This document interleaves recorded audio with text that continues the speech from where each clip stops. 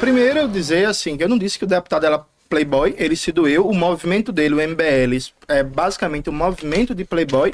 Esses movimentos que surgiram no contexto ali do impeachment contra a presidenta Dilma são fundamentalmente movimentos de classe média, isso está provado, e assim, nenhum problema em si a pessoa ser de classe média, tem muita gente que é de classe média e que é comunista, que defende a luta da classe trabalhadora, porque pessoas de classe média também são assalariadas, mas o deputado se doeu e defendeu o Arthur Lira, né? Porque o ataque a Glauber é fundamentalmente isso, é defender o Arthur Lira, que é ele que está perseguindo o Glauber.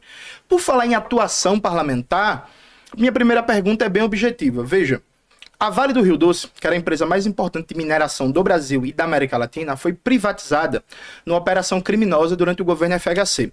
Uma privatização que foi ilegal e que a Vale do Rio Doce foi vendida para iniciativa privada por apenas 25% do seu valor total, né? O STF, infelizmente, sancionou essa privatização ilegal. Em seguida, a Vale do Rio Doce teve participação direta e o próprio ramo da mineração em várias tragédias no Brasil, né? A tragédia de Mariana, em 2015, e a maior de todas, a tragédia de Brumadinho. Os números registram, à época, que só em Brumadinho morreram 276 pessoas.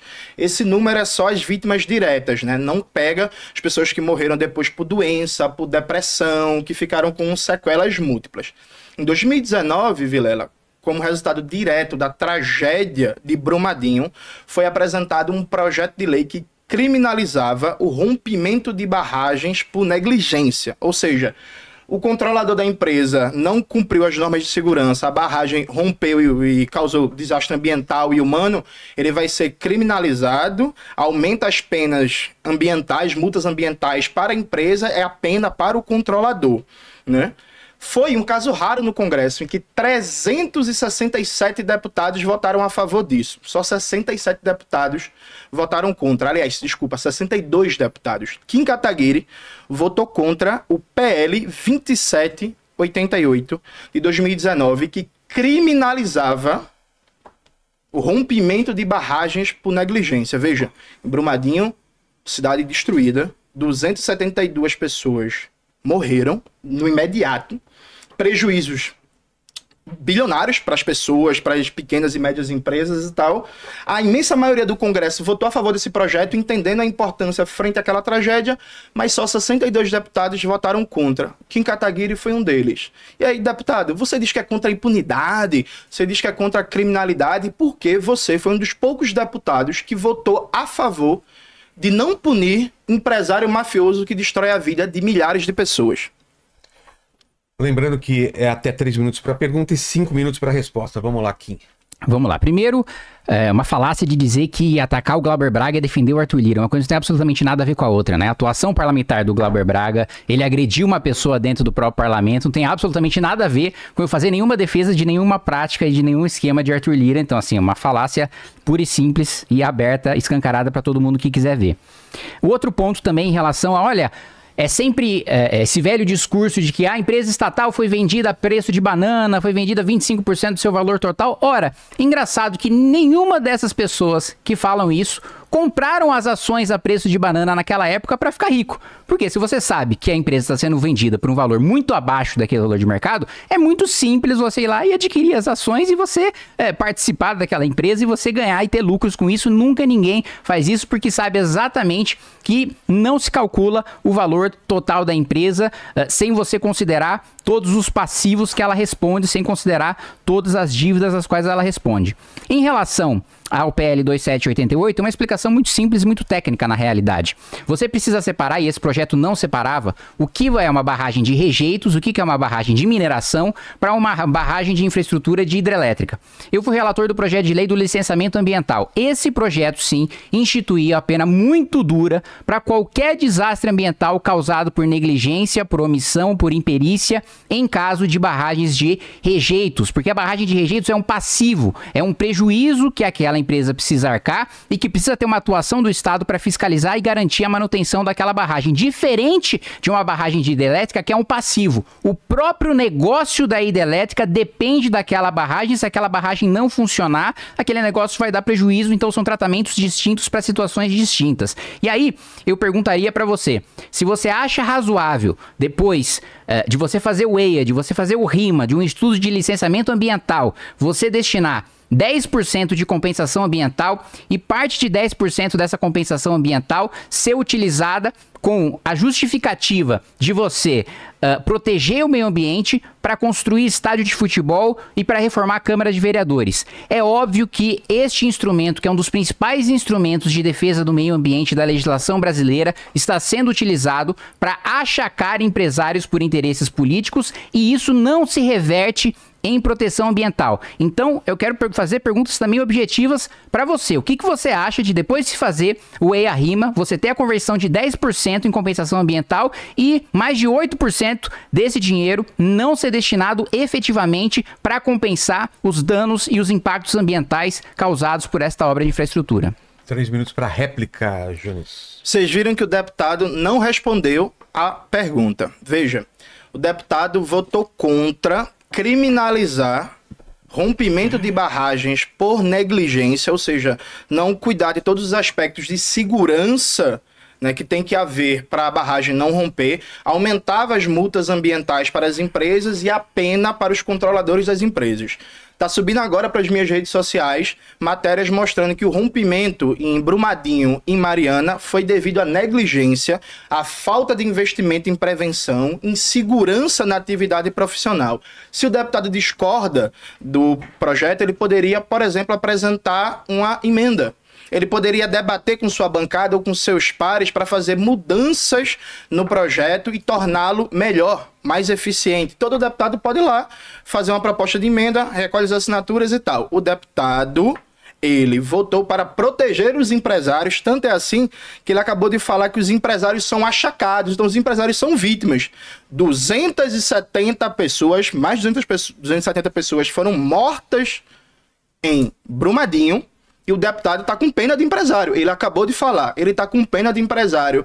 Deputado, fale para o pessoal, para a população de Minas Gerais. A vítima é o empresário, é? Ou são as pessoas que perderam tudo nessas duas tragédias? Pode ir? Aí é outra pergunta? Porque não é 2 minutos. Tá no banco do tempo. Eu fiquei com um minuto e meio. Então manda bala. Não, mas aí agora são 2 minutos de tréplica? Não, vocês colocaram aqui só a réplica, não colocaram tréplica, então eu não sei, Jones. Não, esgota o tempo. Tá bom. Ele tem 2 minutos e 20, né? Isso. E então, eu tenho 1 minuto e meio. Então vamos lá. Vamos lá. Mais uma vez ele está sendo falacioso. Primeiro, eu não disse que a culpa é da vítima, eu não disse que os empresários são coitados no caso de Mariana e de Brumadinho. Eu disse que institucionalmente nós temos uma legislação que na compensação ambiental, em vez de nós compensarmos o meio ambiente com reflorestamento, em vez de a gente compensar o meio ambiente, né, em você fazer, por exemplo, corredores para evitar atropelamento de animais, você colocar a fiscalização da polícia ambiental para evitar escoamento de madeira ilegal, nós utilizamos esse dinheiro hoje para atender a interesses políticos escusos. Do licenciamento ambiental, nós gastamos muito mais, né, do que outros países desenvolvidos proporcionalmente nas obras, principalmente nas obras de infraestrutura ligadas a rodovias, a ferrovias, a hidrelétricas, e mesmo em mineração. Isso que eu coloquei em que há um achaque nos empresários. Em nenhum momento eu disse que era sobre Mariana e sobre Brumadinho. E você que não respondeu a minha pergunta.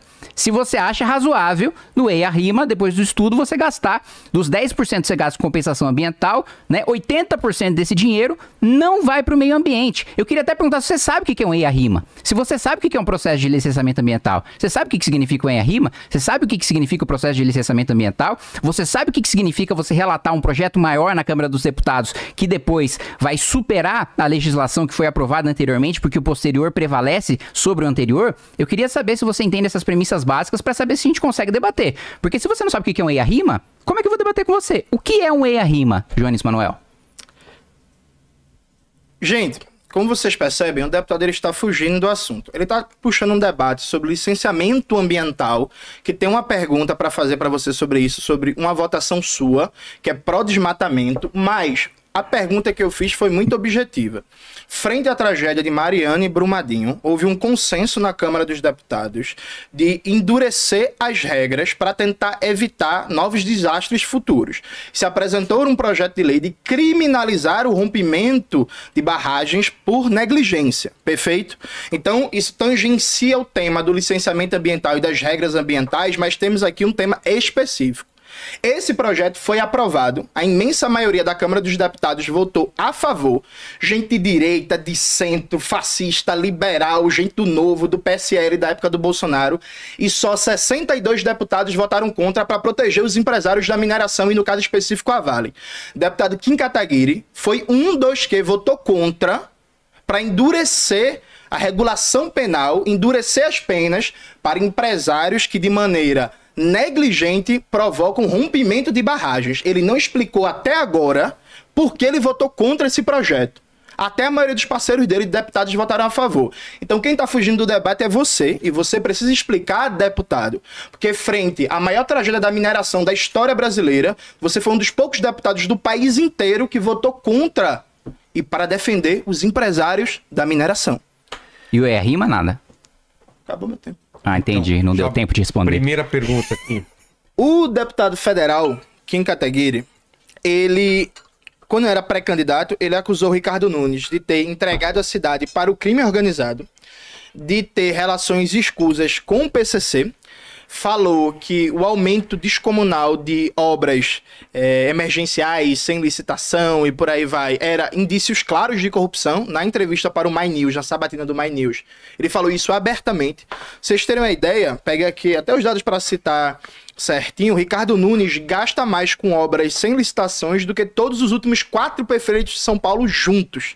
Mais de 300% de aumento de obras sem licitação.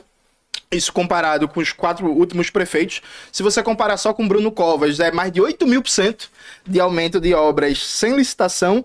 O Tribunal de Contas do município afirmou que tem fartos indícios de corrupção, inclusive fatiando obras para deixá-las mais caras, né? E contratar os amigos, que são basicamente 12, 14 empresas que fazem essas obras sem licitação. E dos 80 milhões gastos com algumas obras emergenciais que o TCM fez a vistoria, se percebeu que, no mínimo, metade, 40 milhões, são de obras inúteis. Aliado a isso, o Ricardo Nunes não gastou o mínimo constitucional da educação. Toda a prefeitura é obrigada a gastar 25%, né, da sua receita com educação. O Ricardo Nunes está com a representação que foi feita por vereadores de oposição, em que ele deixou de gastar 1,7 bilhões em educação. E em 2021 e 2022, o Ricardo Nunes, para tentar cumprir o mínimo constitucional da saúde, ele gastou 30% do orçamento, aliás, disse que gastou, né, fez o empenho, mas não liquidou, 30% do orçamento em dezembro, para tentar fazer uma maquiagem contábil. Então a gente está falando de um candidato a prefeito que é recordista em obras sem licitação, que tem envolvimento com empresas que ali, com o PCC, né, da Transwolf, da Upbus, que é recorde de obras mal cheirosas, de mau uso do dinheiro público, que não cumpre o piso constitucional da educação e que deixa para fazer o empenho de 30% do orçamento no último mês do ano para tentar fugir do Tribunal de Contas. Kim Kataguiri, por que você está lambuzado, melado na corrupção? Fiquei com 30 segundos ali. Vamos lá. Eu mantenho absolutamente tudo o que já falei sobre Ricardo Nunes. Mantenho aquilo que falei em relação às obras superfaturadas, com os desastres planejados que foram denunciados pelo Tribunal de Contas da União. Mantenho, inclusive, os meus processos contra o prefeito e contra a prefeitura, em razão de todos esses casos que eu estive pessoalmente, fiscalizei e denunciei. Mantenho a minha proposta de seguro anticorrupção para garantir que as obras sejam entregues no prazo, na qualidade, no preço que foi combinado por contrato, sob pena de uma seguradora ter que pagar por aquela obra e você não ter prejuízo aos cofres públicos. Mantenho a minha proposta de acabar com o oligopólio, com a máfia máfia dos transportes na cidade de São Paulo, separando aquilo que é licitação de capital, ou seja, aquele que vai investir na garagem, aquele que vai investir na compra do ônibus, da licitação da operação, que é aquele que vai ter o cobrador, vai ter o motorista, pra gente quebrar esse oligopólio histórico que tem na cidade de São Paulo e que se mantém na gestão de Ricardo Nunes, quebrar inclusive os contratos com as empresas de transporte ligadas ao PCC, cujos contratos foram assinados pelo Barreirinhas, quando era secretário do Haddad, o próprio prefeito Haddad se mantiveram na gestão do Ricardo Nunes. Eu mantenho absolutamente todas as minhas críticas e meu posicionamento, eu tenho toda a independência para falar isso. Não morro de amores pelo Ricardo Nunes, não tô subindo no palanque dele, não tô com praguinha dele, não tô fazendo campanha para ele. O material dos meus 2 vereadores aqui na cidade de São Paulo, que é Amanda Vettorazzo 44333 e Renato Batista 44999, não tem a cara do Ricardo Nunes. Agora, vou fazer voto útil nele, sim, contra Guilherme Boulos, que é um invasor de propriedade, um líder de organização criminosa, com um sujeito que tem o apoio do PT, que organizou o maior escândalo de corrupção da história do país, né, que saqueou os cofres públicos, que destruiu o nosso país, que foi o Petrolão, que foi o Mensalão, né, que foi condenado em 3 instâncias, né, o sujeito que foi detido, que inclusive só não foi preso pelo cometimento de crimes porque fugiu da justiça e os crimes prescreveram. Então, a minha crítica se mantém absolutamente a mesma, tenho completa independência para fazer, assim como tem independência para fazer com o PT, e isso sim, de fato, é a demonstração da independência do MBL. Agora, se você achar estou envolvido e cheio no lamaçal de corrupção, me cita um caso de corrupção, um caso de desvio, um caso de, sequer de indiciamento, não vou nem falar denúncia, nem falar condenação, falo um indiciamento contra mim ou contra qualquer membro do Movimento Brasil Livre que você não vai encontrar nenhum, e se um dia houver, eu vou fazer questão de expulsar e eu mesmo cortar politicamente a cabeça do sujeito que fizesse escândalo da MBL. Réplica. Vamos lá. Perceba a incoerência do deputado. Ele fala assim, eu não vou, eu estou fazendo um voto útil porque do outro lado tá Boulos, que é invasor de propriedade, e tem um PT que fez o maior escândalo de corrupção. Os dados mostram que o governo Ricardo Nunes, inclusive você falou isso na sabatina do My News, que tudo indica que o governo Ricardo Nunes é o mais corrupto da história de São Paulo. É fala sua. Então, qual é a coerência? Porque assim, é isso. Você quer derrotar o Guilherme Boulos? Apoia outra candidatura. Mas você está apoiando o candidato que você não só fez as denúncias, como você dizia que era o mais corrupto da história de São Paulo. Você acabou de justificar se lambuzar em corrupção. Você acabou de justificar estar apoiando o prefeito que cresceu quase 300% as obras sem licitação, que o Tribunal de Contas do município indica que tem superfaturamento, que obras desnecessárias, benefício de amigos do prefeito. Tava o tempo todo criticando o PT, porque na política de campeões nacionais ou na desoneração de folhas beneficiou os amigos do presidente Lula, da Dilma, não é isso? Fez muito isso com Orlando Silva. E tá apoiando um candidato que faz a mesma coisa. Mas eu não subo no palanque, mas na praguinha dos meus vereadores não tem a foto dele. Você tá apoiando ele no primeiro turno. No segundo turno tem um debate ainda, que no segundo turno você vota no menos pior. O segundo turno é redução de danos. Mas no primeiro turno é afirmação de projeto. Você vota em alguém que você tem concordância, sabe?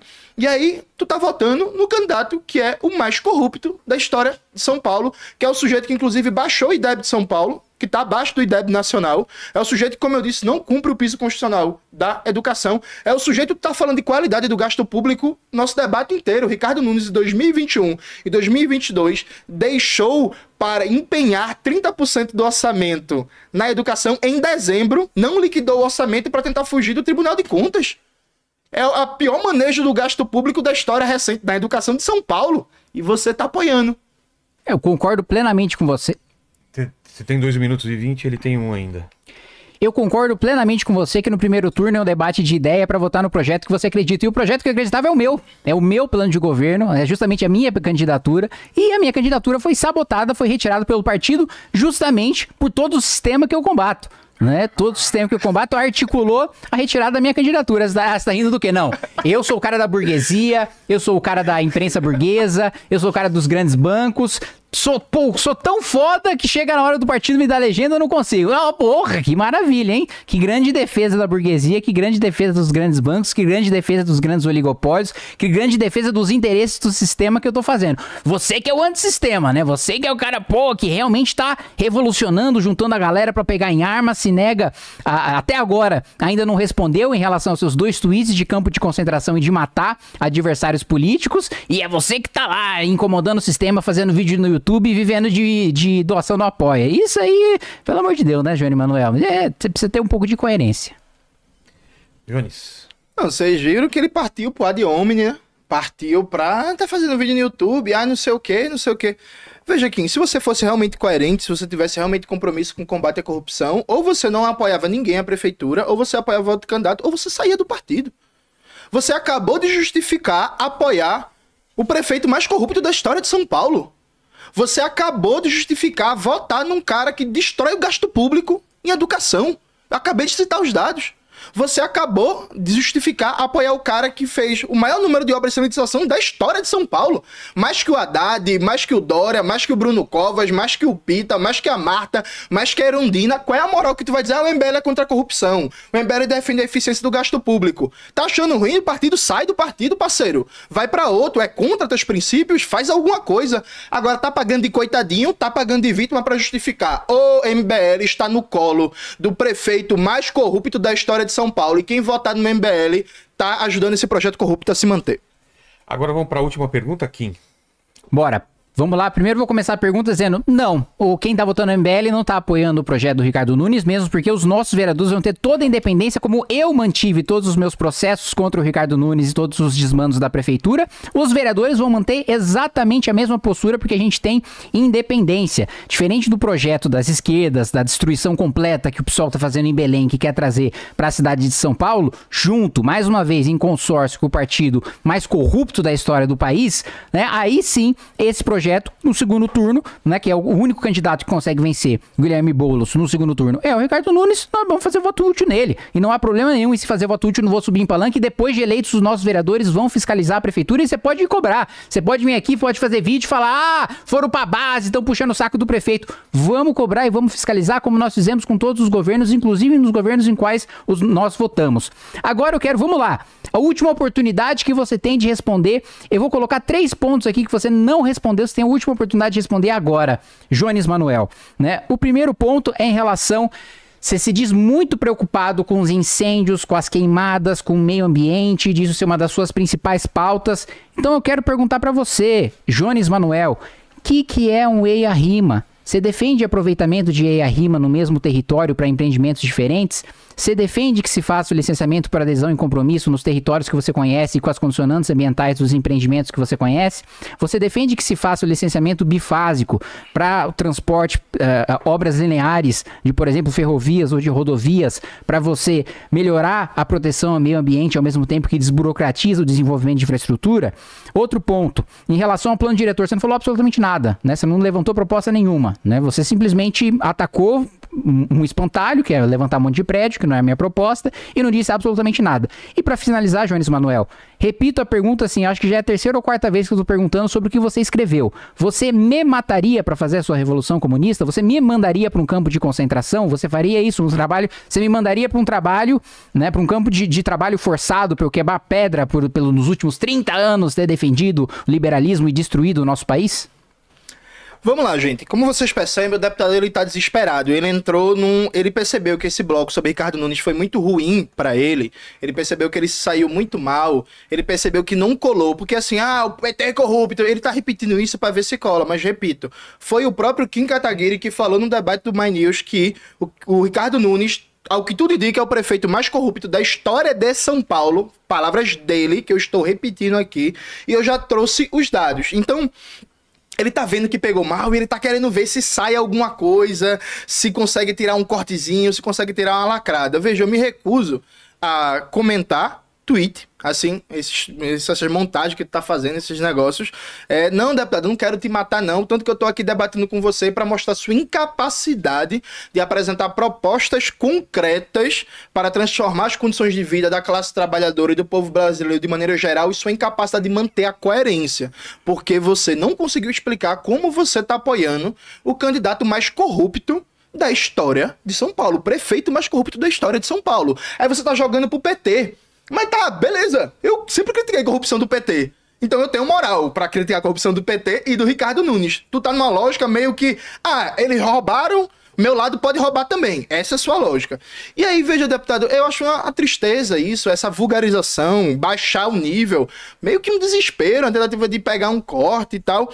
A gente poderia debater coisas mais importantes. Por exemplo, o Brasil é um país que ainda tem milhões de pessoas passando fome, né? Quando você vai olhar a estrutura de produção fundiária no Brasil, você percebe o seguinte: estabelecimentos de até 500 hectares, que a gente classifica ali como pequena para média propriedade, foram os que mais produziram arroz, feijão, batata e macaxeira, com 33,7%, 47,7%, 43,9% e 91% do total, respectivamente, né? Já o milho e a soja tiveram cerca de 40% do total produzido entre estabelecimentos de mais de 2.500 hectares. Então é o debate clássico que a gente faz. A pequena e a média propriedade produzem fundamentalmente para o mercado interno, né? Já a grande propriedade basicamente estão produzindo para exportação. Soja, milho e a grande pecuária. Quando você vai olhar, porém, a distribuição do crédito agrícola, você vê que o crédito agrícola fica hiperconcentrado nas grandes propriedades, inclusive nas grandes propriedades que tem mais de 100, aliás, mais de 1.000 hectares, cerca de 78% do crédito agrícola fica propriedades mais de 1.000 hectares para cima. Você vê que o Brasil não tem nenhuma política de mecanização da agricultura e de aumento da produtividade. 4% do campo da agricultura familiar do Nordeste é mecanizada só. A mecanização que existe é comprando máquina de fora, portanto aumentando o déficit comercial do Brasil, comprando máquina dos Estados Unidos, máquina da União Europeia. Você vê que na produção de sementes a gente é cada vez mais dependente, e é um debate dos movimentos sociais do MST da necessidade de sementes crioulas e de biotecnologia nacional, e os agrotóxicos, que o Kim tanto gosta, quer empurrar agrotóxico na mesa de todo brasileiro. Boa parte deles são também de empresas estrangeiras, causando um déficit comercial de 10 bilhões de dólares por ano. Então, a agricultura brasileira aqui, fome, produção, estrutura agrária, reforma agrária. Vamos trazer um debate. Tu quer falar de tweet? O tweet tá fora do ar, o Xandão já resolveu. Reforma agrária. Kim, o que é que você defende para desconcentrar o crédito agrícola, para garantir que a pequena e média propriedade tenha mais acesso a crédito, tenha mais acesso a compras governamentais, uma demanda planejada e permanente, e consiga se mecanizar com produção nacional e com tecnologia nacional, acabando com a dependência de sementes, por exemplo, da Monsanto? Tem 1 minuto ainda, Jones, e 3 minutos para a réplica do... Vamos lá, lembrando que a pergunta é minha, né, Jones? Né? Esse bloco não é você que faz pergunta, e você se negou a responder as 3 perguntas que eu fiz, né? Mais uma vez, você não sabe que quer discutir política ambiental, quer discutir até política agrícola, não sabe o que é um EIA-RIMA, não tem opinião sobre licenciamento por adesão e compromisso, que é uma das coisas importantes, inclusive para o pequeno produtor rural. Uma das coisas mais importantes que tem é você fazer a adesão, o licenciamento por adesão e compromisso, e facilitar a vida dele, inclusive acesso a crédito, inclusive, que você está falando, o acesso e mecanização do campo. Não tem opinião em relação a licenciamento bifásico, ou seja, você simplesmente não responde, né? Não sabe, não assume que não sabe e não quer falar sobre o assunto. Aí, quando a gente vai falar sobre o seu radicalismo, que está na essência do seu ser, você vive dizendo, defende revolução, que você é radical, que você defende uma mudança profunda. E aí, quando a gente vai falar sobre os meios para promover essa mudança profunda, você se nega. Ah, não vou discutir tweet porque o Xandão já resolveu. Sério que essa é a sua resposta? Essa a sua maneira de se esquivar, de se livrar daquilo que você escreveu, que você defende? Que não é só o tweet, é o que você defende de fato. Né? Você defende que haja uma revolução armada, que pessoas inocentes morram, né? E que seus adversários políticos podem morrer nessa revolução, que não tem problema nenhum. E você acha isso completamente normal. Você acha que isso ter espaço no debate público é uma coisa tranquila, é uma coisa que faz parte.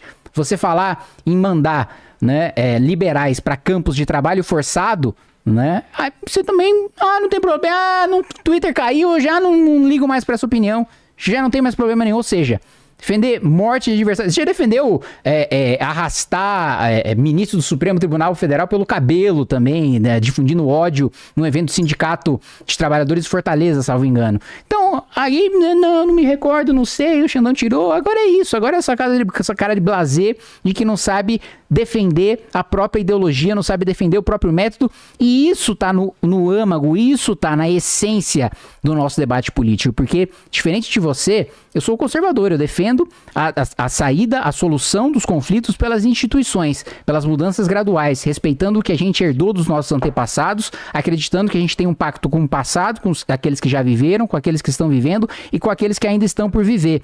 Você não, você tem uma mentalidade revolucionária.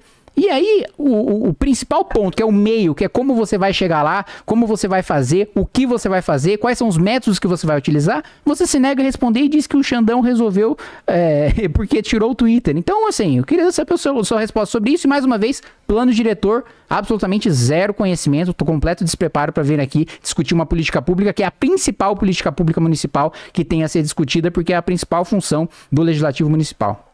10 segundos, você tem 1 minuto. Veja, não me nega a discutir, não. Eu me nego a discutir tweet, né? Eu me nego a discutir esses print aí, essas coisas que ninguém sabe se é verdade ou não. Quem quiser um debate sobre estratégia política revolucionária, sobre violência revolucionária, eu recomendo muito o meu livro, Batalha pela Memória, Reflexões sobre o Socialismo e a Revolução no século XX, em que está debatido a temática, está subindo agora para os stories do meu Instagram. Recomendo também meu outro livro, Raça, Classe e Revolução, a luta pelo poder popular nos Estados Unidos, em que eu debato os movimentos de luta antirracistas nos Estados Unidos. O Kim foi contra a gente assinar, né, a convenção Interamericana de Combate ao Racismo. Ele acha que não é um problema, mas está lá um livro meu sobre as Panteras Negras, inclusive eu faço um debate sobre isso. E tem outro livro meu, Pátria Socialista ou Morte. Ó, Morte no nome, Kim. Que medo, hein? O marxismo latino-americano e caribenho, em que a gente faz um debate sobre a estratégia das esquerdas na América Latina, inclusive da esquerda brasileira, pegando até os momentos da luta armada. Tá lá nos livros, só conferir, dá uma lida. Lê e faz uma crítica. 10 segundos. Nos 10 segundos eu só quero mostrar que ele falou, não sei se o tweet é verdadeiro ou não, eu tô com os 2 tweets aqui. Então, os tweets são verdadeiros sim, se quiser depois a gente pega credenciado ali, se quiser autenticar em cartório, os 2 tweets são verdadeiros e você se nega a responder, porque parece que tem vergonha do seu ímpeto revolucionário. Kim, se o capitalismo é melhor, por que não conseguimos resolver problemas estruturais como o desemprego e a fome, mesmo com a maioria dos eleitos sendo de direita há mais de 100 anos? Aí você parte da falsa premissa de que a maior parte das pessoas eleitas são de direita há mais de 100 anos, né? De onde você tirou esse dado? De onde você tirou essa informação? Então quer dizer que a ditadura de Getúlio Vargas foi uma ditadura de direita? Você quer dizer que o governo Lula foi um governo de direita? Pro Jones foi, né? Você quer dizer que o governo Dilma é um governo de direita? Pro Jones foi, mas assim, pro cara que é extremamente radical, a gente entra naquela teoria da ferradura, né? Em que a extrema esquerda encontra a extrema direita. Então, de onde que você tirou que a maior parte do parlamento, que a maior parte dos governos foram governos de direita? Não, pelo contrário, os governos absolutamente patrimonialistas, de sequestro do orçamento público para privilégios privados, de sequestro do orçamento público para privilégios públicos, vamos lá, mais uma vez, de uma elite do funcionalismo público que as esquerdas brasileiras têm medo de enfrentar, porque tem medo do Ministério Público, porque tem medo do Poder Judiciário, porque tem rabo preso e não podem falar abertamente em relação a essas instituições, de uma elite do setor privado que, mais uma vez, as esquerdas brasileiras, aqui as esquerdas brasileiras, já não estou nem falando de você, estou falando de quem efetivamente tem mandato, tem poder, toma alguma decisão. As esquerdas brasileiras não fazem o enfrentamento para as elites privadas que financiam as suas campanhas, que lucram com seus governos, né? Vamos lá, vamos lembrar, né? Fala-se tanto de banco, iniciativa privada.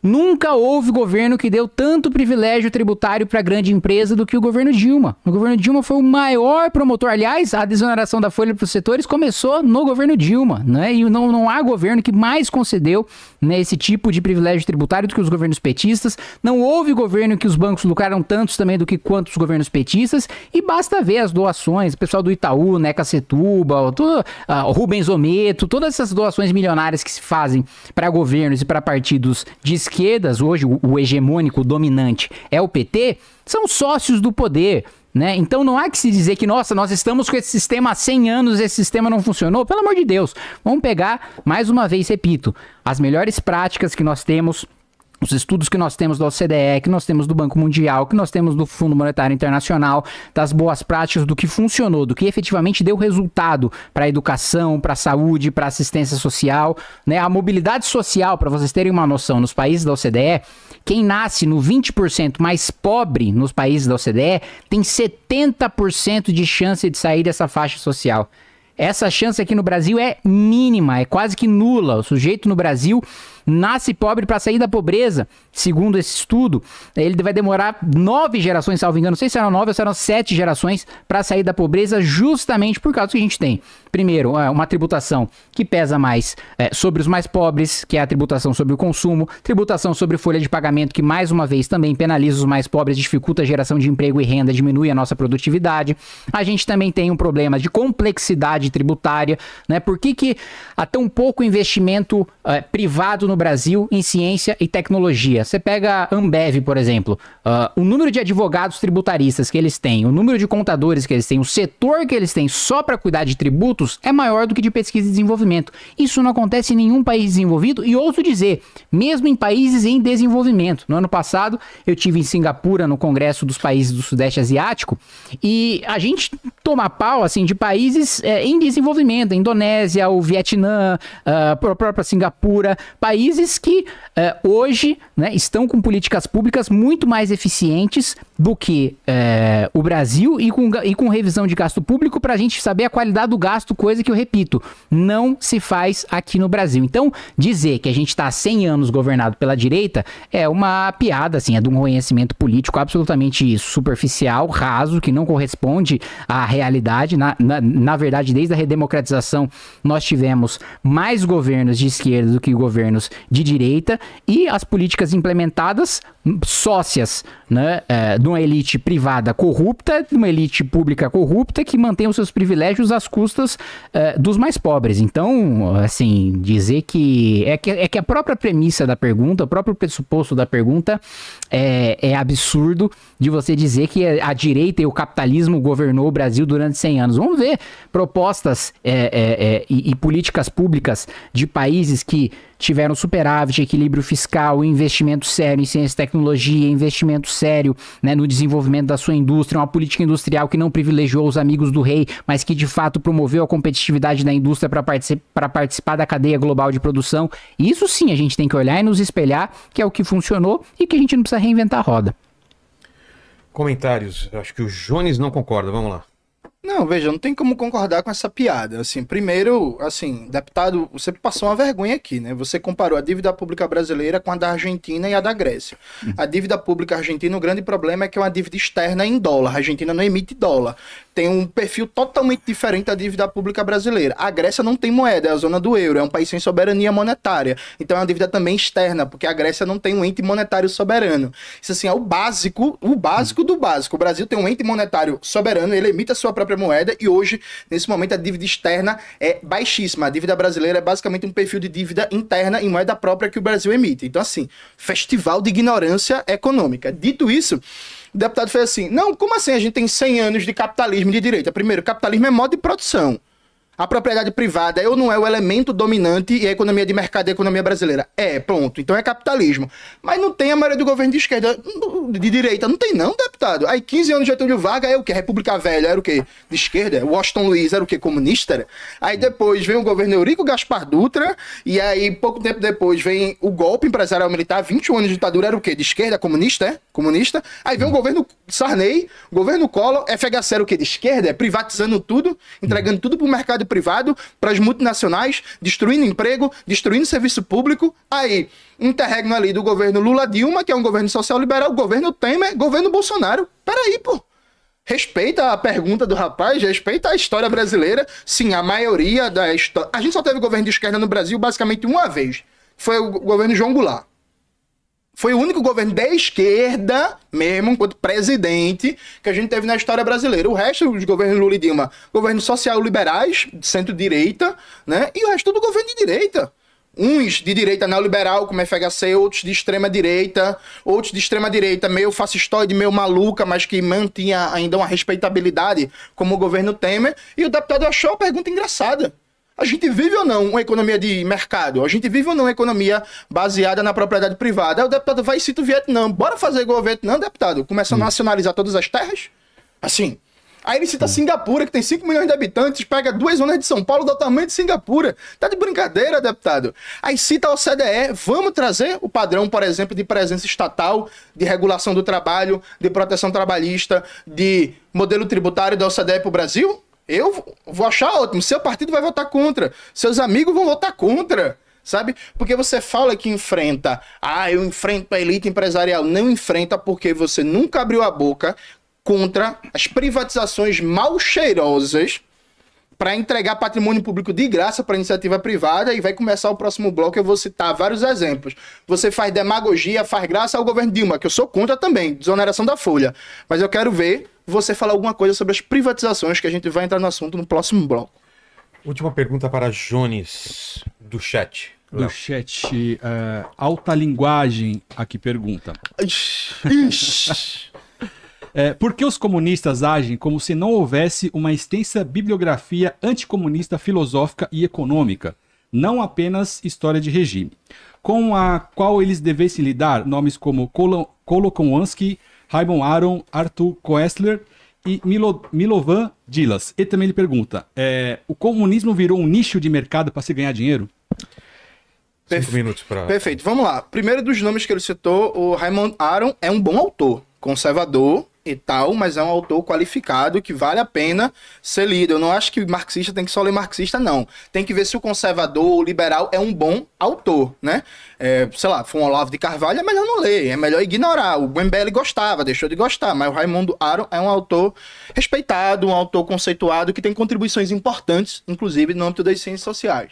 Dito isso, veja, eu acho que o movimento comunista, ele parte de uma bagagem de mais de 150 anos de experiência, com muita bibliografia crítica acumulada e muita experiência histórica acumulada também, né? No Brasil, por exemplo, o movimento comunista foi protagonista na criação do SUS, teve um papel fundamental, foi protagonista na criação da Petrobras, na campanha O Petróleo é Nosso, foi protagonista na luta pela democratização da terra a partir da reforma agrária, foi protagonista na criação da escola pública. Sabia que não existia escola pública no Brasil, era basicamente escola católica.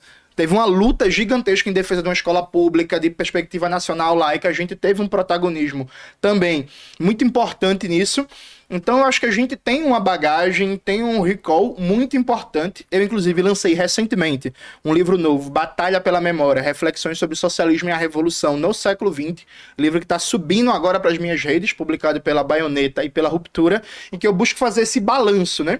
Eu refuto falácias que o Kim vai falar. É totalitarismo, e aí matou mais que o nazismo, e não sei o que, por aí vai. Eu peço a você, olhando diretamente a você, a cara do Kim tá atrapalhando, baixa aí, Kim. Olhando diretamente para você. Se você já ouviu essas histórias, o comunismo matou 100 milhões, o comunismo é autoritário, o comunismo não sei o quê. Abra um pouquinho a mente, se permita a dúvida, pegue meu livro, A Batalha pela Memória, Reflexões sobre o Socialismo e a Revolução no Século XX, e dê uma lida que você vai ver que isso está totalmente refutado, que a gente faz um debate crítico com ampla bibliografia, documentação, mostrando que isso está equivocado. O que acontece, Vilela, é que há uma demonização do movimento comunista por parte do empresariado nacional e estrangeiro, que evidentemente não quer a classe trabalhadora próximo de uma proposta radical. Porque a radicalidade que a gente defende, inclusive depois foi incorporada. Por exemplo, no Brasil, jornada de trabalho, quem começou a defender regulamentação de jornada de trabalho para 8 horas semanais, para 8 horas diárias, desculpa, quem começou a defender foram os comunistas, né? Quando foi criado o Partido Comunista no Brasil em 22, era uma das principais bandeiras, até então não existia. Então, nas fábricas aqui em São Paulo, as pessoas trabalhavam 14, 16 horas por dia. A gente que surgiu com essa radicalidade, explicando que é exploração, explicando que é mais-valia e dizendo assim, ó, tem que regulamentar para 8 horas diárias. Veja, isso todo mundo a gente está acostumado, mas foi uma conquista do movimento comunista. Férias, conquista do movimento comunista. Licença maternidade, conquista do movimento comunista. A maioria das bandeiras que hoje a gente coloca como civilizatória foram bandeiras que a gente defendia. Voto para analfabeto no Brasil. Até 88, analfabeto não votava. Os comunistas, por exemplo, pautavam o direito de voto universal e a universalização da educação. O golpe empresarial militar impediu isso, como as campanhas de alfabetização de Paulo Freire e o movimento de Darcy Ribeiro e Anísio Teixeira para universalizar uma escola e uma educação superior de qualidade no Brasil. Então, acho que a história do movimento comunista é uma história bonita. É uma história que a gente foi derrotado no confronto central no século XX, mas o saldo para a humanidade é positivo. Porque é muito difícil você imaginar algum direito trabalhista, algum direito econômico, algum direito social, algum direito político. Vou te dar uma ideia. Nos Estados Unidos, até os anos 60, tinha um regime de segregação racial, né? O regime Jim Crow, que impedia, por exemplo, negros e negras de terem direitos civis. Quando a Suprema Corte foi julgar nos anos 50 se a segregação era constitucional ou não, sabe o que foi que o Departamento de Estado dos Estados Unidos enviou uma cartinha para a Suprema Corte? É preciso derrubar a segregação racial porque os comunistas estão avançando muito na comunidade negra e estão usando isso para ampliar sua influência. O movimento comunista teve um papel fundamental para combater, por exemplo, a segregação racial nos Estados Unidos, que existia um crescimento real do movimento comunista. Sabe? Então, eu acho que é isso.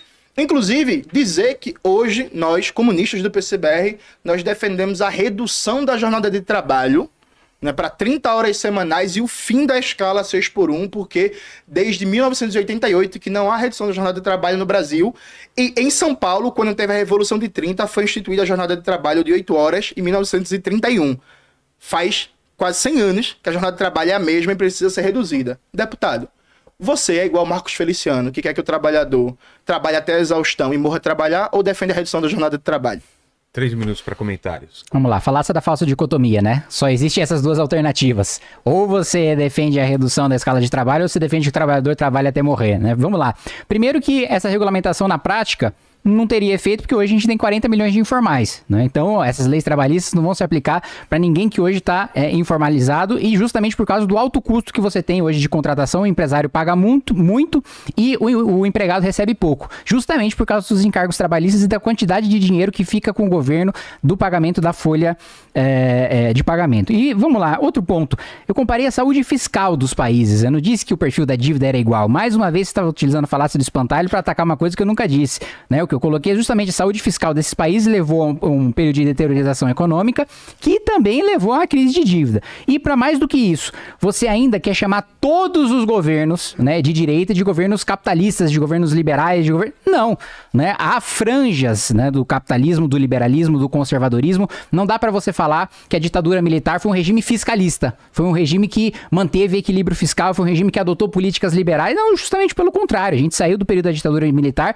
com hiperinflação, precisando fazer o plano real e com vários problemas em obras de infraestrutura que foram financiadas, né, de maneira com esquemas de corrupção que sequer poderiam ser descobertos na época por causa do sufocamento das estruturas de fiscalização e controle. Então, você coloca como se toda essa estrutura, né, todos esses presidentes são de direita, todos esses presidentes de direita são esse amálgama que o MBL defende, que o Kim defende, né? Então, precisa separar, né, o que de fato é capitalismo, liberalismo, do que é corporativismo, do que você é ter uma estrutura estatal, né, que vai utilizar o seu orçamento sequestrado para privilegiar uma elite corrupta, os amigos do rei, coisa que historicamente a esquerda brasileira faz, perpetuando o nosso patrimonialismo. Mas eu quero colocar um negócio aqui que o Jones diz, e que ele não me respondeu na minha primeira pergunta, e ele reforçou aqui agora. Não, porque os liberais, o Kim quer colocar que comunismo é autoritarismo, é totalitarismo, né, e quer impor coisas em cima de vocês. Eu quero só reforçar duas coisas que eu já coloquei para ele e que ele não teve a coragem de responder. Primeiro, a fala dele em relação de que, olha, matar pessoas numa revolução é uma contingência que acontece, né? Essa abordagem personalista em relação ao Stalin é ceder ao liberalismo. Então, mais uma vez eu pergunto, então para você estaria tudo bem fazer uma revolução, você me matar, né? Isso seria ok, seria uma contingência aceitável, um resultado da revolução para a gente implementar um novo regime. E um outro ponto, eu defendo, palavras do Jones Manuel, eu defendo responsabilizar criminalmente os neoliberais e liberais desse país por todas as misérias que estão fazendo no país nos últimos 30 anos. Quebrar pedra na Paraíba seria uma boa. Você defende, então, campo de concentração? Você defende que eu vá para um campo de concentração porque eu sou um liberal, porque eu divirjo da sua ideia? Eu quero perguntar aqui, Jones, já que agora você, até onde eu entendi, é um dirigente partidário, né? Agora você ocupa uma posição formal dentro de um partido político. Pois eu quero perguntar sobre articulação política, né? Vamos supor, então, que você, com o seu projeto, com o seu plano de governo, se dispute a Prefeitura de São Paulo, você ganhou a Prefeitura de São Paulo. Como você pretende implementar, uma vez ganhando a Prefeitura de São Paulo, o seu projeto comunista revolucionário? Como você vai articular os seus projetos dentro da Câmara dos Vereadores? Qual que seria a primeira medida que você tomaria juridicamente? Qual que é o decreto? Qual que era o certame, a licitação que você abriria? Qual que seria a liberação do orçamento que você pediria para a Câmara dos Vereadores, implementando um projeto comunista revolucionário? E eu quero aproveitar e perguntar para você, dentro do âmbito de articulação política e projeto comunista revolucionário, você já chegou a afirmar que os liberais, né, deveriam, né, sofrer pena de trabalho forçado. Seus adversários políticos poderiam, se você está negando, eu estou aqui com o print, posso mostrar. Que os seus adversários liberais seria uma boa ideia os liberais ficarem em campos de trabalho forçado. E que também, numa revolução, né, mortes são naturais, são uma contingência comum, acontecem, né, e dentro do seu projeto revolucionário, mortes poderiam acontecer normalmente. Eu perguntaria para você, dentro desse projeto revolucionário, você vencendo uma prefeitura de São Paulo, você, por exemplo, eu, como um liberal, e para você, né, um instrumento da burguesia, etc., você me mataria para fazer a revolução? Seria uma coisa ok assim para você? Pode ir. Deputado, veja, eu defendo, por exemplo, penas muito duras para empresários que, em nome do lucro, negligenciam a segurança e afundam cidades como Brumadinho. Você votou contra para proteger os empresários. Eu, por exemplo, defendo penas muito duras. E quem mata é justamente a ganância capitalista, né? Em Brumadinho, mais de 270 pessoas morreram e você não explicou porque votou contra. Dito isso, vamos diretamente à pergunta. Veja, gente, a pergunta ela tem uma mentira, né? Não se implementa um projeto comunista num âmbito municipal, né? Nem numa eleição está em jogo se vai ser o modo de produção, o regime, se vai ser socialista ou comunista. Isso não está em jogo numa eleição, especialmente numa eleição municipal. O deputado deve saber muito bem que o município, no Brasil, a estrutura de municipalidade, ela concentra bem pouco de capacidade arrecadatória, decisória, que tem uma hiperconcentração de poder no âmbito da União, né? A União é responsável pelo maior número de impostos arrecadados e os marcos regulatórios dos próprios serviços municipais dependem muito de competências da União. Eu espero que o deputado saiba disso. O que é que está em jogo, por exemplo, na eleição municipal? Está em jogo, basicamente, o modelo de governança e o conflito redistributivo. O que é o conflito redistributivo? É para onde vai prioritariamente o orçamento, de quem se cobra e para onde vai o orçamento. Eu fui candidato ao governo do estado de Pernambuco em 2022. O que é que a gente estava colocando ali como debate? Tem três questões fundamentais. Primeira questão, é preciso fazer da campanha uma espécie de plebiscito programático. Você deixar muito claro o que vai fazer, como vai fazer, de onde vai sair o dinheiro, qual é que vai ser a perspectiva, como você vai apresentar os projetos para saúde, educação, cultura, lazer, infraestrutura, meio ambiente e por aí vai. Deixando claro o projeto que você está defendendo, envolvendo toda a classe trabalhadora, envolvendo os movimentos sociais, envolvendo a academia, ganhando a eleição, desde já se propõe uma governança com participação ativa, né? Não uma governança a frio, uma governança a quente. Então, mecanismos de orçamento participativo, mecanismos de participação direta e indireta nas secretarias, junto com os movimentos sociais e os setores da sociedade interessados em determinadas áreas específicas. Então, por exemplo, vai ter uma secretaria de saúde. Os trabalhadores e trabalhadoras da saúde, os usuários, têm que ter vários mecanismos de consulta, de participação direta e indireta para fiscalizar o trabalho da secretaria, para definir as prioridades orçamentárias e definir os marcos de regulação da política no setor de saúde. Então, uma governança direta, ativa e um processo de definição de prioridades orçamentárias. Então, vamos pegar algumas coisas básicas. No exemplo de São Paulo, já que o deputado quer tanto debater São Paulo. Em 2015, foi aprovada uma legislação na Câmara Municipal de São Paulo que diz que 100% do alimento servido para as crianças na merenda tem que ser à base de orgânicos. né? Até 2026. Isso é importante muito, porque isso preserva o meio ambiente, que a gente está falando de uma produção de alimentos sem agrotóxicos, sem destruição ambiental. Isso é bom para a saúde das crianças, isso é bom para a agricultura familiar, para gerar emprego no campo. A gente está em 2024, só 4% da alimentação das crianças, 1 milhão de refeições servidas pela Prefeitura de São Paulo, são de alimentos orgânicos. Então as crianças estão comendo comida com agrotóxico e que, em vez da prefeitura comprar diretamente nas creches conveniadas e nas creches que são PPPs, a prefeitura está dando dinheiro e se compra como quer e não cumpre a lei de orgânicos. Então, por exemplo, uma das prioridades seria garantir uma alimentação digna, de qualidade, à base de orgânicos, porque conecta a política de educação, que é fundamental a criança bem alimentada para aprender, conecta a política de defesa do meio ambiente, conecta a política de saúde, menos agrotóxico, menos doença, menos câncer, menos problemas na área da oncologia, e você vai remodelando o orçamento público para garantir o interesse fundamental da classe trabalhadora. Isso no âmbito de uma prefeitura. No âmbito da presidência, as possibilidades e potencialidades são muito maiores, porque tem mais instrumentos. A Erundina aqui, por exemplo, em São Paulo, fez a melhor prefeitura da história de São Paulo. Não foi reeleita porque naquela época não tinha reeleição, né? A Erundina, por exemplo, fez um programa revolucionário de moradia popular baseado fundamentalmente de garantir como prioridade orçamentária, fazer os mutirões, mobilizar as comunidades e conseguiu dar respostas sobre moradia popular, regularização fundiária, melhora das casas das pessoas, e até hoje nas periferias de São Paulo a Erundina é muito lembrada.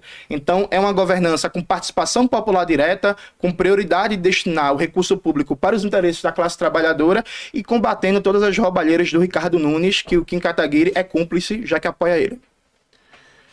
3 minutos para a réplica. Vamos lá, eu já respondi, mas vou responder de novo porque eu votei contra o projeto de lei, porque ele não separa uma coisa que é técnica e que o Jones não entende, porque não tem conhecimento, porque ele não sabe nem o que é um estudo de impacto ambiental com relatório de impacto ambiental, que é peça fundamental em preservação de meio ambiente. Quem se diz preocupar com o meio ambiente deveria saber uma coisa elementar dessas, mas vou repetir, porque não separava a barragem feita de mineração com a barragem feita para hidrelétricas. E reforço, você é contra a punição para empresário. De quem foi o relatório do licenciamento ambiental que aumentou a punição para os empresários? Eu que aprovei dentro da Câmara dos Deputados, né? Não sei se foi falta de conhecimento seu, mas a minha lei é muito mais estruturada e com uma punição, com punições administrativas maiores, incluindo também as repercussões criminais do projeto de lei que você citou. Então, isso não sei se você não sabia ou se você preferiu ignorar. E você não respondeu como você articularia, como você construiria a maioria para governar. Você ia aceitar as indicações políticas? Quais partidos que iam fazer essas indicações políticas? Como é que um comunista revolucionário faz articulação política dentro da política institucional, agora que você é um dirigente partidário que quer disputar o poder? Um dia pode ser que você ganhe a eleição, né? Até agora não aconteceu, mas você ganha a eleição um dia, você vai articular como e você vai aprovar como esses instrumentos, por exemplo, orçamento participativo. Precisa mandar um projeto de lei para a Câmara de Vereadores, como você articula e como você constrói a maioria para isso. E você também não respondeu em relação à própria revolução. Se na revolução mortes, né, são contingências comuns, aí como você coloca, se a minha morte também estaria ok. Se você me matar numa revolução, estaria tudo bem para você. Eu quero entender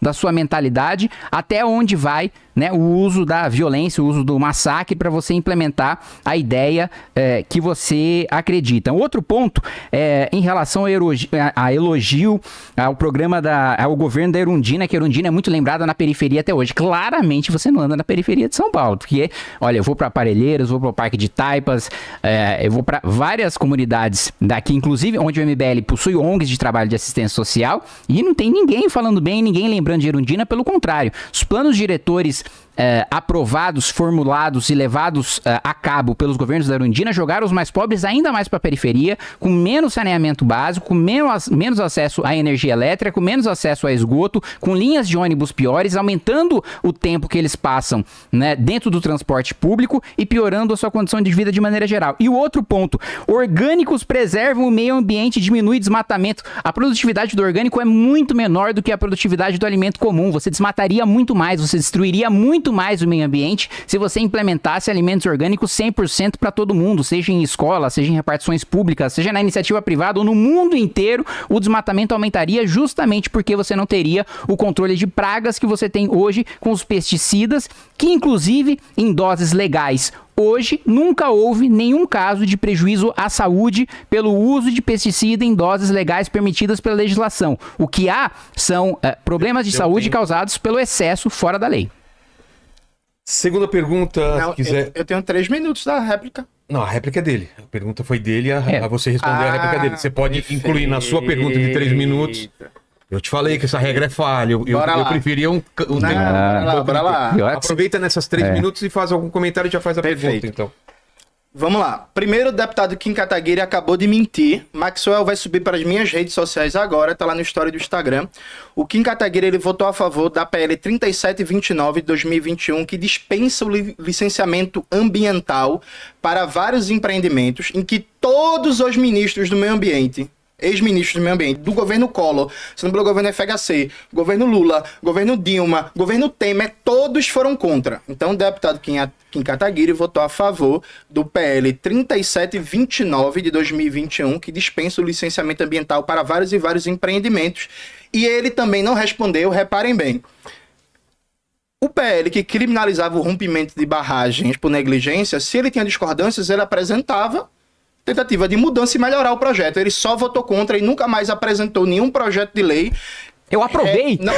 Peraí. Tá bom, cara. Nunca mais apresentou nenhum projeto de lei para tentar dar conta da questão. Isso por um lado. O que ele falou sobre o governo Erundina é mentira, mas me dispenso de comentar. Agora, deputado, eu estou muito interessado em saber uma coisa. Você votou a favor do PL do veneno, né? Que é o projeto de lei número 6299 de 2022, que segundo dados da Fiocruz, uma das instituições públicas mais importantes e respeitadas do Brasil, o PL do veneno libera o uso de agrotóxicos comprovadamente que causa câncer, com substâncias cancerígenas, e não existe nenhum estudo que garanta um nível de consumo seguro dessas substâncias. Novamente, o Brasil é um dos países que mais consome agrotóxicos no mundo inteiro. Vários agrotóxicos que estão proibidos na União Europeia, proibidos nos Estados Unidos, proibidos na China, são consumidos no Brasil. A bancada ruralista, né, a ideia deles de passar a boiada, apresentou esse projeto de lei, ampliou o uso de agrotóxicos. Ministério do Meio Ambiente, Fiocruz, várias instituições renomadas falando, ó, isso aqui é irresponsável. Não há testes clínicos que comprovem que há nível seguro de consumo dessas substâncias.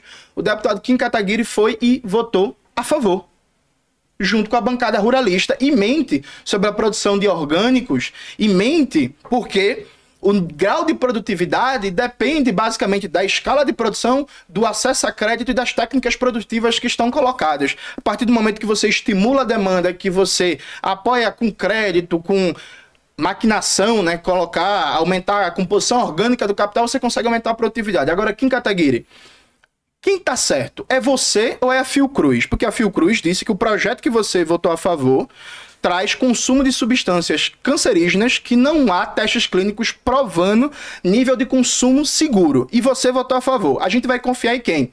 Na Fiocruz ou você? Tá subindo para minhas redes sociais agora a notícia falando disso, de mais um voto criminoso e irresponsável com a saúde do povo brasileiro, do deputado Kim Kataguiri. 5 minutos para a resposta aqui. Vamos lá, isso aí eu nem precisaria de 5 minutos, porque primeiro ele simplesmente utilizou um argumento de autoridade que é uma falácia, né? Ó, quem é que está certo? A Fiocruz ou o Kim Kataguiri? O Kim Kataguiri, né? Primeiro porque o projeto de lei, o Kim Kataguiri e diversas instituições que respaldaram e que, inclusive, é uma mentira quando você coloca que o projeto de lei libera agrotóxicos. O projeto de lei não libera nada. O projeto de lei, ele traça um procedimento, né, de uma fase só, que é o mesmo procedimento utilizado pela União Europeia, que você tanto coloca. Nós estamos unificando o nosso procedimento com o procedimento da União Europeia para ele não ter que passar em 3 fases distintas e passar por um único canal, mas sendo escrutinado pelas mesmas instituições que escrutinam hoje os defensivos agrícolas. Então eu não estou excluindo nenhuma análise, né, de periculosidade, não estou excluindo nenhuma análise de prejuízo à saúde. todas as instituições que antes faziam o escrutínio dos defensivos agrícolas continuam fazendo com a aprovação do PL dos defensivos agrícolas. Eu desafio você a dizer uma instituição que deixa de dar parecer em relação aos defensivos agrícolas no PL que nós aprovamos. Nós simplesmente simplificamos o procedimento administrativo. Não há nenhuma nova leniência, nenhuma nova permissão, nenhuma nova facilidade para você aprovar substâncias perigosas. E veja só a contradição que você entra, porque você coloca, olha, aqui no Brasil tem substâncias que são proibidas, né, na União Europeia, que são proibidas nos Estados Unidos, justamente porque o procedimento deles de aprovação de novos defensivos agrícolas, que são cada vez menos agressivos e cada vez mais produtivos, é mais célere. A gente demora mais para aprovar o uso de novas moléculas aqui no Brasil, e justamente por isso que a gente tem proibições, né, que a gente utiliza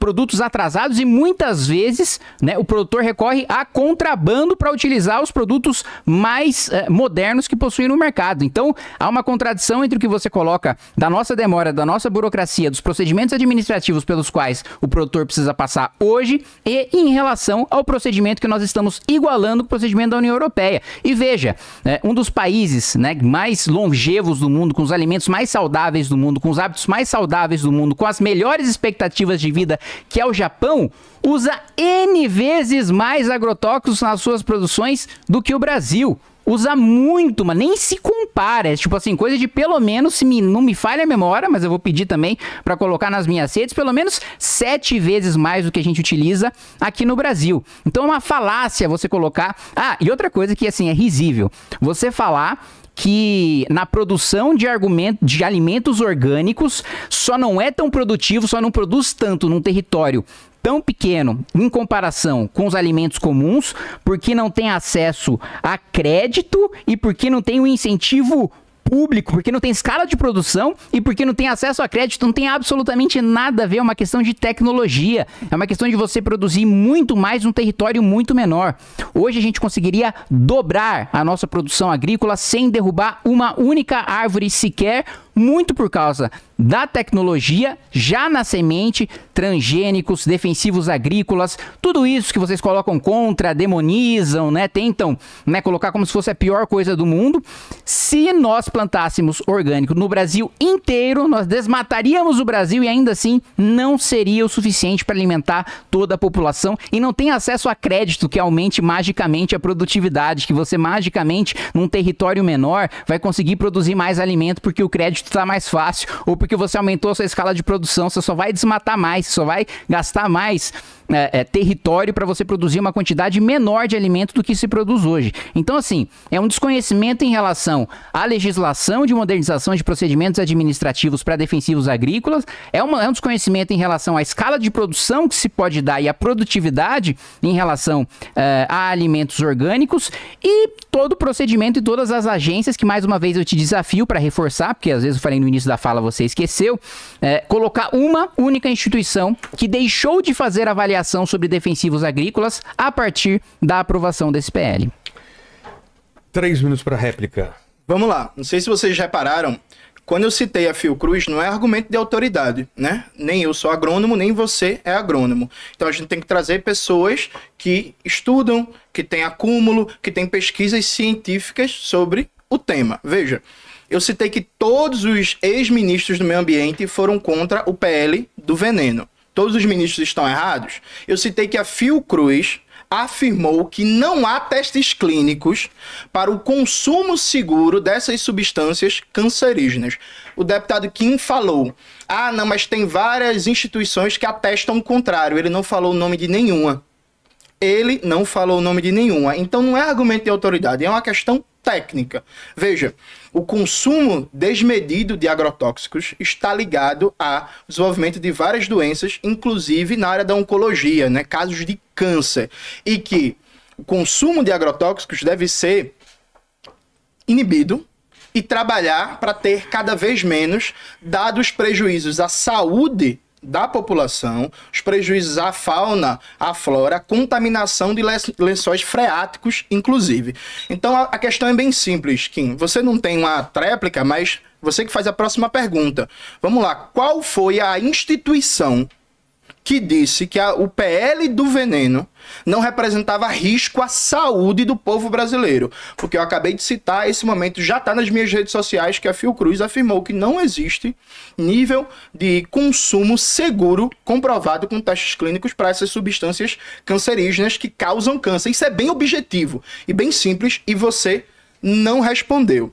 Aliado a isso, você faz uma confusão, porque veja, a questão da União Europeia e dos Estados Unidos sobre o consumo de agrotóxicos não é questão de burocracia, de procedimento. A questão central é que a cada 3, 4, 5 meses tem algum projeto de lei na Câmara dos Deputados que está no projeto de lei a liberação da substância.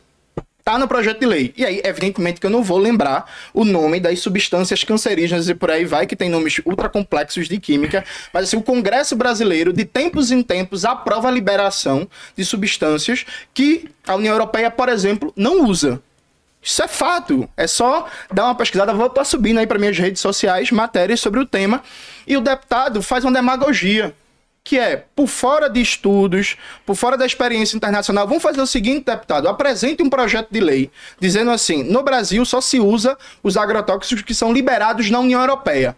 A bancada ruralista que você vota junto não vai aprovar. Sabe por que ela não vai aprovar? Porque aqui tem um nível de liberou geral, causando doenças no povo, destruição ambiental, contaminação de lençóis freáticos, que você traz um pseudo-debate técnico para fugir do mérito político, que é o agronegócio empurrando agrotóxicos por cima de tudo, contaminando o povo brasileiro.